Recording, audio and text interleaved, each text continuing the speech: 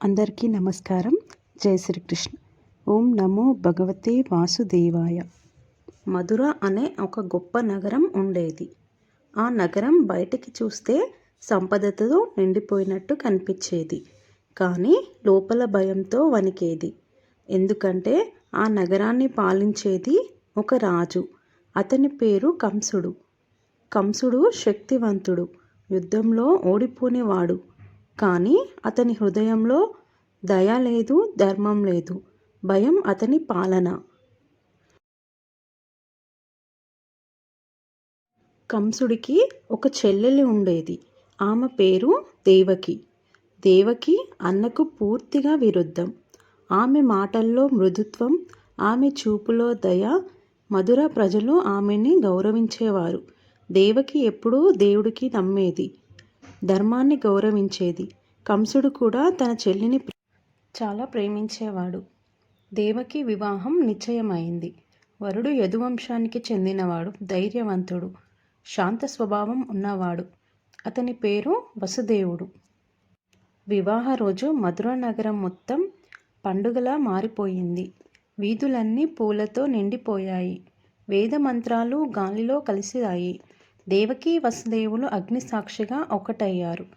కంసుడు చెల్లి పెళ్లిని చూసి ఆనందపడ్డాడు. అతని కళ్ళలో అప్పుడు గర్వం ఉంది, ప్రేమ ఉంది. పెళ్ళి పూర్తయింది. దేవకిని వసుదేవుడు ఇంటికి తీసుకెళ్లేందుకు రథం సిద్ధంగా ఉంది. అయితే సోదరి మీద ప్రేమతో కంసుడు నేనే రథం నడుపుతాను అన్నాడు. దేవకి చాలా ఆనందించింది. రథం కదలగానే ఆకాశం నుంచి ఒక గంభీర స్వరం వినిపించింది. కంస, ఈ రథంలో వెళ్తున్న దేవకికి పుట్టే 8వ సంతానం నీ మరణానికి కారణమవుతుంది అని ఆకాశవాణి చెప్పింది. ఆ మాటలు కంసుడి చెవుల్లో కాకుండా గుండెల్లో పడిపోయాయి. రథం ఆగిపోయింది. కంసుడు చేతులు వణికాయి. కంసుడు ఆశ్చర్యపోయాడు. అంతవరకు ప్రేమతో ఉన్న కంసుడు ఒక్క క్షణంలో మారిపోయాడు. అతని మనసులో ఇలా అనుకున్నాడు, నేను చనిపోకూడదు. తన చెల్లెల్నే చంపేందుకు ఖడ్గం ఎత్తాడు. దేవకి భయంతో వణికిపోయింది. అప్పుడే వాసుదేవుడు ముందుకొచ్చాడు. చాలా శాంతంగా కానీ గట్టిగా ఇలా అన్నాడు. కంస, దేవకిని చంపితే నీ భయం తీరదు. పుట్టే పిల్లలే కారణమైతే ప్రతి బిడ్డను నేను నీకు అప్పగిస్తాను. ఆ మాటలు కంసుడిని ఆలోచింపచేశాయి. చివరికి దేవకిని చంపలేదు. కానీ కంసుడు దేవకి వసుదేవులను కారాగారంలో బంధించాడు. చీకటి గది, ఇనుప తలుపులు, కఠినమైన కాపలా. అక్కడే వారి జీవితం మొదలైంది. రోజులు గడిచాయి. దేవకి మొదటిసారి గర్భవతి అయింది. ఆమె ముఖంలో చిన్న ఆనందం కనిపించింది. కానీ ఆ ఆనందం ఎంత ప్రమాదంలో ఉందో ఆమెకి తెలుసు. మగ శిశువు జన్మించాడు. దేవకి ఆ బిడ్డను చూసి కన్నీళ్లు పెట్టుకుంది. అవి ఆనంద కన్నీళ్లు కావు, భయంతో వచ్చిన కన్నీళ్లు. వసుదేవుడు మాట నిలబెట్టుకున్నాడు. ఆ శిశువుని తానే చేతుల్లో పెట్టుకుని కంసుడి దగ్గరికి తీసుకువెళ్ళాడు. కంసుడు ఏమాత్రం ఆలోచించలేదు. ఆ బిడ్డను నేలకేసి కొట్టాడు. ఆ శబ్దం దేవకి గుండెని చీల్చేసింది. రెండవసారి మళ్ళీ గర్భవతి అయింది. ఆమెకి ఆశ లేదు. రెండవ శిశువు పుట్టాడు. ఈసారి కూడా వసుదేవుడు బిడ్డను అప్పగించాడు. కంసుడు మళ్ళీ అదే పని చేశాడు. దేవకికి అరిచే శక్తి కూడా కోల్పోయింది. మూడవ సంతానం దేవకి శరీరం బలహీనమైపోయింది. మనసు మాత్రం ఇంకా బలంగా ఉంది. మూడో శిశువు జన్మించాడు. ఈసారి కూడా దయ లేదు, కరుణ లేదు. కంసుడు ఆ శిశువుని కూడా చంపేశాడు. 3 పిల్లలు, 3 మరణాలు. కారాగారంలో దేవకి కూర్చొని మౌనంగా ఏడుస్తుంది. వసుదేవుడు ఆమె పక్కనే కూర్చొని ఏమీ చెప్పలేకపోతున్నాడు. కానీ దేవకి ఒక మాట చెప్పింది, ధర్మం ఎప్పటికీ ఓడిపోదు అని. ఇది ఒక తల్లి వేదన. ఇది ధర్మం మరియు అధర్మం మధ్య యుద్ధానికి ఆరంభం. కంసుడి భయం ఇంకా పెరుగుతుంది. దేవకి సహనం ఇంకా గొప్పదవుతుంది. ముగ్గురు పిల్లలు పోయారు. కారాగారంలో ఇప్పుడు అరుపులు లేవు, ఏడుపులు లేవు. కేవలం తల్లి మౌనం మాత్రమే ఉంది. దేవకి ఒంటరిగా కూర్చొని చూస్తూ ఉంటుంది. వసుదేవుడు మౌనంగా ఉంటాడు. కంసుడికి మాత్రం నిద్ర రావటం లేదు. కంసునికి భయం పెరుగుతుంది. ఇప్పటికే 3 పిల్లలు చనిపోయారు, ఇంకా 5 మిగిలారు అనే ఆలోచన కంసుడిని వేధిస్తుంది. భయం అతడికి ఇంకా క్రూరుణ్ణి చేసింది. కారాగారంపై కాపలా మరింత కఠినమైంది. దేవకి 4వసారి గర్భవతి అయింది. ఈసారి ఆమె గుండెల్లో ఏ ఆశ లేదు. శిశువు పుట్టాడు. వసుదేవుడు చేతులు వణుకుతూ బిడ్డను కంసుడికి అప్పగించాడు.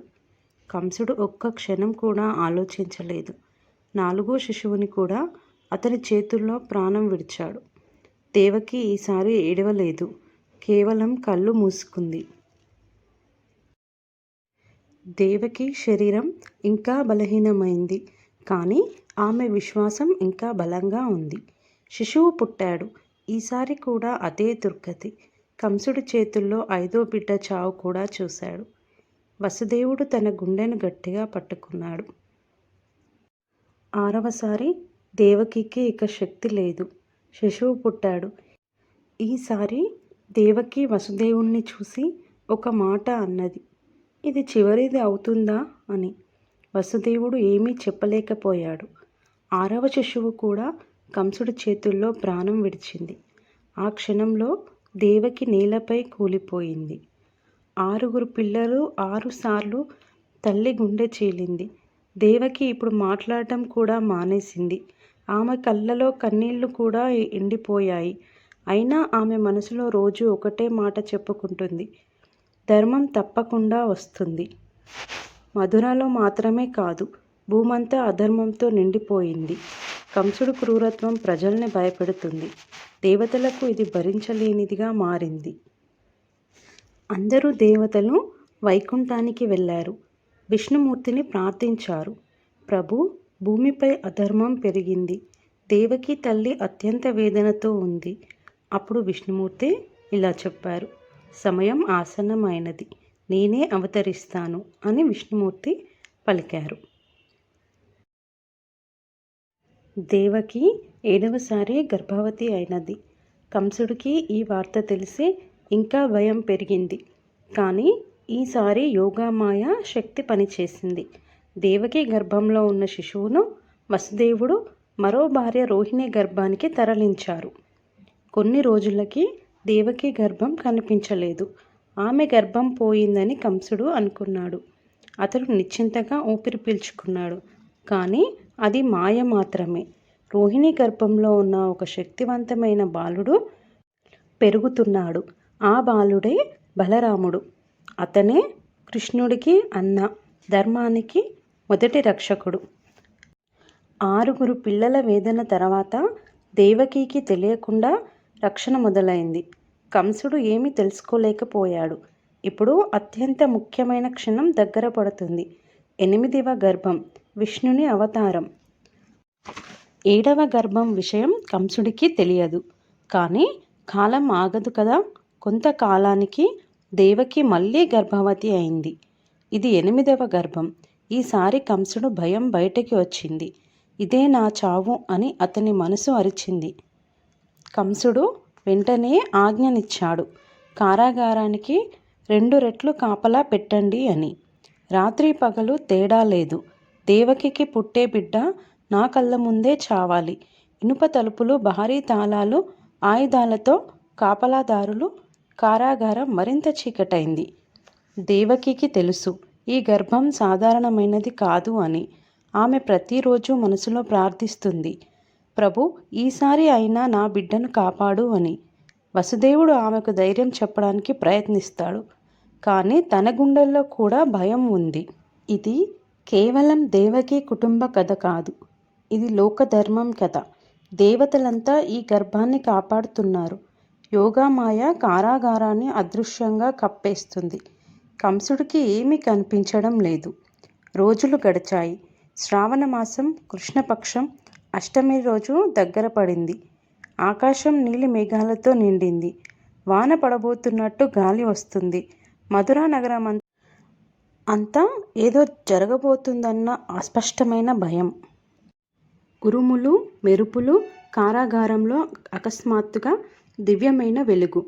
దేవకీ ముఖంలో నొప్పి కాదు, శాంతి కనిపిస్తుంది. ఆ క్షణంలో శ్రీ మహావిష్ణువు చతుర్భుజ రూపంలో అవతరించాడు.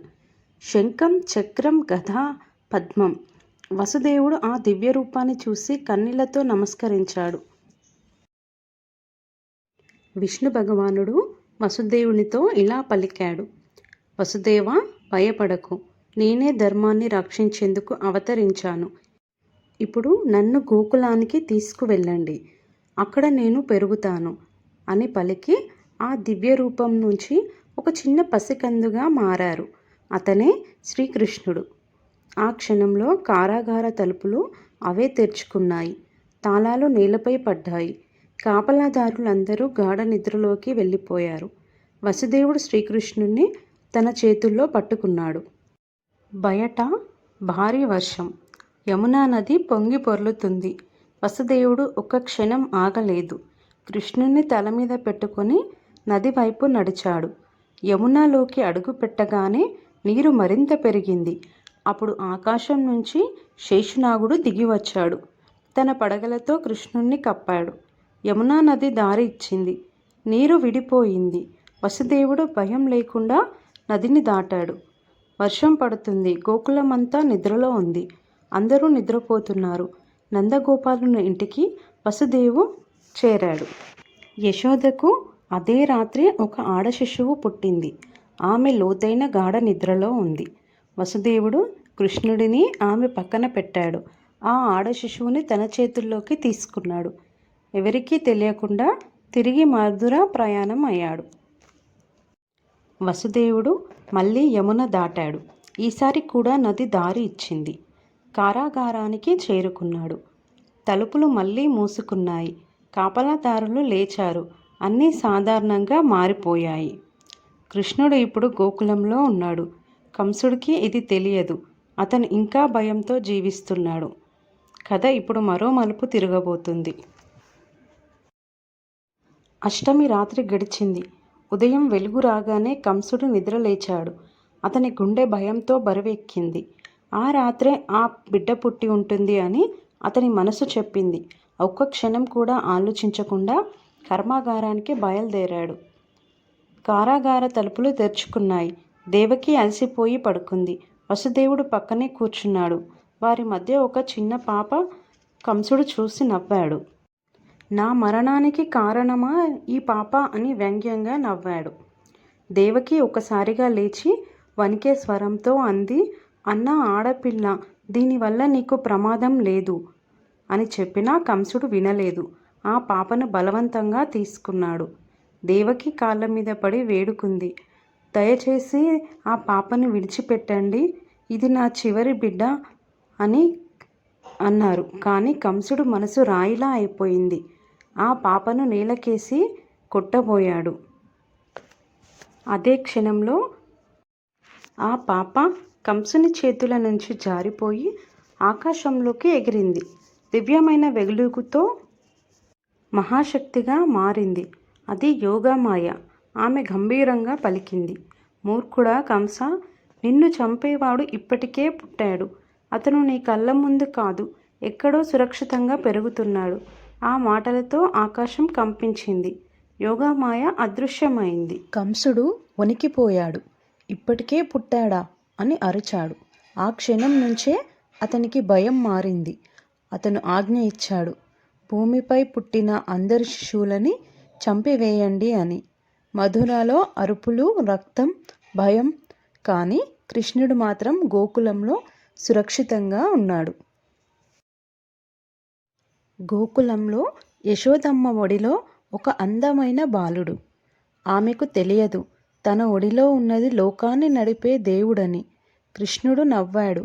ఆ నవ్వుతో అంధకారం కరిగిపోయింది. కాలం ఎవరి కోసం ఆగదు. కృష్ణుడు పెరిగాడు. కంసుడు అనేక రాక్షసులని పంపాడు. కానీ ప్రతి ప్రయత్నం విఫలమైంది. చివరికి సమయం వచ్చింది. కృష్ణుడు మధురకి వచ్చాడు. రంగస్థలంలో కంసుడు తన భయాన్ని చూశాడు. కృష్ణుడు ఒక్క క్షణంలో కంసుని సంహరించాడు. అధర్మానికి ముగింపు పడింది. మధుర విముక్తమైంది. కంసుని సంహరణం తర్వాత కృష్ణుడు నేరుగా కారాగారానికి వెళ్ళాడు. అక్కడ దేవకి వసుదేవులు నిలబడి ఉన్నారు. దేవకి తన కళ్ళ ముందున్న బాలుణ్ణి చూసి గుర్తుపట్టలేదు. అతను ముందుకు వచ్చి శాంతంగా అమ్మా అని అన్నాడు. దేవకి ఆశ్చర్యపోయింది. కృష్ణుడు తన దివ్య రూపాన్ని చూపించాడు. అప్పుడు దేవకికి అన్నీ అర్థమయ్యాయి. ఆమె నేలపై కూర్చొని కన్నీళ్లతో పలికింది, ప్రభు, నా పిల్లలను నేను కోల్పోయాను. కృష్ణుడు తల్లి దగ్గర కూర్చొని అన్నాడు, అమ్మా, నీ కన్నీళ్లు వృధా కావు. తన యోగాశక్తితో కంసుడు చంపిన 6 పిల్లలను తిరిగి జీవింపచేశాడు. ఒక్కొక్కరుగా 6 పిల్లలు దేవకి ముందు నిలబడ్డారు. దేవకి నమ్మలేకపోయింది. ఆమె చేతులు వణికాయి. 6 పిల్లలను ఒక్కొక్కరిని తాకింది. ఇది కల కాదు, ఇది వరం. ఆమె నోట మాట రాలేదు. కేవలం కన్నీళ్లు మాత్రమే. అవి వేదన కన్నీళ్లు కాదు, పూర్తయిన తల్లి హృదయపు కన్నీళ్లు. ఈ కథ మనకు చెబుతుంది, అధర్మం ఎంతకాలం రాజ్యం చేసినా చివరికి ధర్మమే గెలుస్తుంది. దేవకి సహనం ఫలించింది. కృష్ణుడు కేవలం దేవుడు కాదు, తల్లి కన్నీళ్లకు సమాధానం. Like, share and subscribe. జై శ్రీకృష్ణ.